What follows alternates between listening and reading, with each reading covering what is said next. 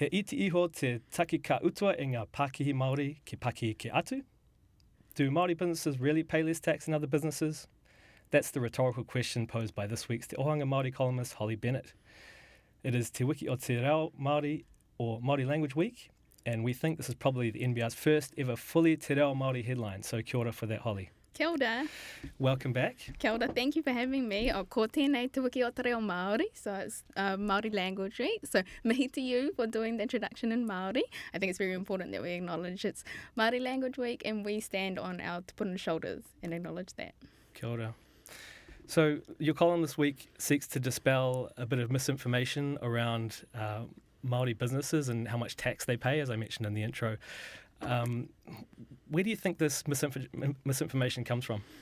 I mean, it's a really interesting pātai, and especially as I've got into Pākihi Māori, into Māori business myself, it's something that I've been confronted with often. I think fundamentally it lies at the feet of having Māori authority tax rate, but I think the rhetoric out there to say that Pākihi Māori or Māori business pays less tax is extremely unfair. It creates this narrative that somehow we're not doing our fair share, and it's something that I really wanted to look into to try to put this myth to bed, really. Mm-hmm. And Te Mata Pairoa 2020 was a report that Te Puni Kokiri brought out a couple of weeks ago, but it's dated 2020. It's taken a little while to get out through COVID. What does that really tell us about how government agencies in particular sort of approach this definition and how they support Pākihi Māori? So the point of that report was to look at the contribution that Pākihi Māori are making to the economy, and I think it's a really good thing to do. It's not the first time it's been done, so I want to acknowledge that it is something that has happened before.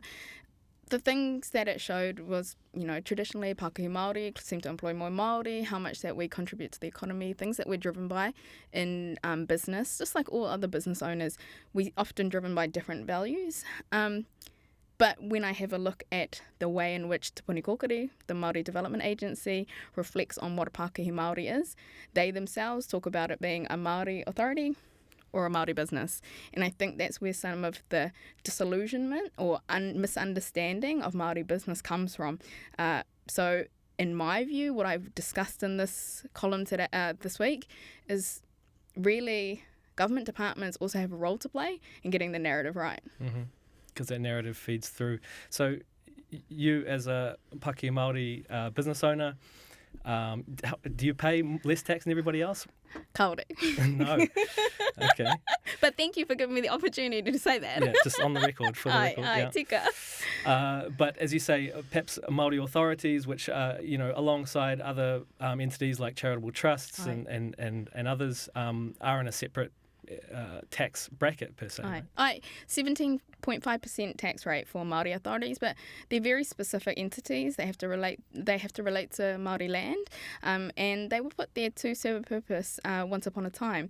I guess the discussion now is whether or not they've served their purpose and they should be realigned, but also that's a wider question of whether or not our tax settings for charities and other entities are correct too. So that can go further than just Māori authorities. Mm-hmm.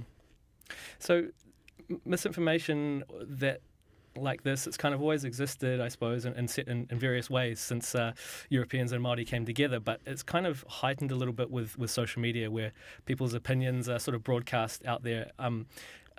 Tell me sort of how you feel about some of these opinions, and I noticed that you don't shy away from getting involved in battles and sort of informing people about the way things actually are, right? I think we live in a day and age where we have information at our fingertips. So when we have narratives that are being perpetuated, which are just based on ignorance, it's our job to call those out. And so I'm more than happy to stand on facts and then say to someone, this is the facts. If they want to then continue to perpetuate something that is based in ignorance and something incorrect, that's on them. But I'm more than happy to talk people through the facts. Sure. And just more broadly about Te Ohanga Māori and Māori business, I mean, where do you think we're at this stage, in development? Obviously, you've got a business that is going great guns. Where do I think Te Ohanga Māori is? I mean, it's something that's existed ever since, even before settlers came. We've always had this entrepreneurial spirit within Māori, and it's something to be celebrated. I think that just the heightening of voices, having an organisation like MBR talk about Te Ohanga Māori, these are all great steps, and we just got to keep doing them and keep talking about them, because at the end of the day, they create a more prosperous Aotearoa, and that's what we all want. Kia ora. Okay. Well, thanks very much for another column, and we'll see you in a few weeks. Kia ora.